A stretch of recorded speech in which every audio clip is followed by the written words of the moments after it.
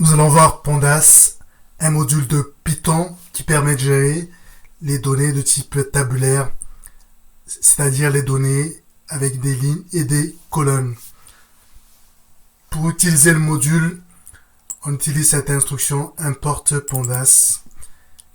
Dans notre exemple, on déclare un objet de type dictionnaire avec le nom comme clé et la valeur, les listes des données correspondant à cette clé.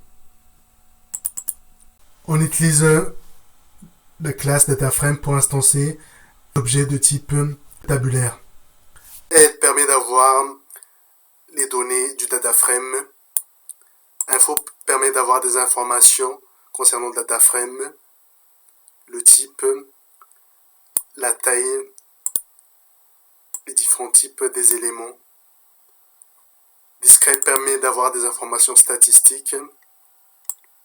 Et par défaut, il fait des informations statistiques sur les colonnes de type entier. Pour sélectionner une colonne dans un DataFrame, à l'aide de Panda, on fait df crochet le nom de la colonne. On a également la possibilité de sélectionner plusieurs colonnes en passant une liste de colonnes dans df. On a également la possibilité de sélectionner des lignes à l'aide des index et des noms de colonnes. Ici, on va récupérer les 3 premières lignes avec les colonnes nom et âge. On peut également récupérer les lignes à l'aide des index pour les lignes et pour les colonnes. Donc les lignes 0 et, entre 0 et 3, 4 lignes, entre 0 et 2, 3 colonnes. On peut également faire des nettoyages. La fonction isNull récupère les valeurs nulles et fait la somme.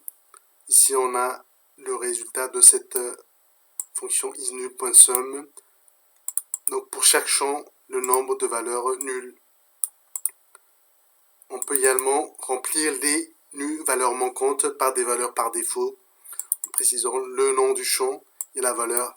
Pour toutes les valeurs qui sont nulles dans salaire, on le renseigne par la moyenne de tous les salaires.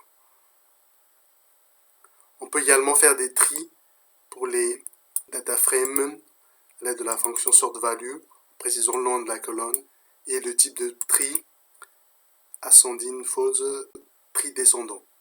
On peut également faire une moyenne à l'aide des fonctions groupe by, en gros groupe par ville, et on fait le moyenne des salaires. On peut également appliquer d'autres transformations. Ici, on rajoute une colonne dans le DataFrame dont la valeur consiste à rajouter la valeur de la colonne âge. Quand il n'est pas pour cette valeur, on n'applique pas la fonction. Et pour les autres, on rajoute +1. On peut faire également des fusions de DataFrame. Ici, on a un DataFrame. À l'aide de la fonction merge, on fusionne ce nouveau DataFrame avec le DataFrame existant et on stocke le résultat dans merge. À l'aide de la fonction toCSV, on peut faire un export des données dans un fichier output.csv.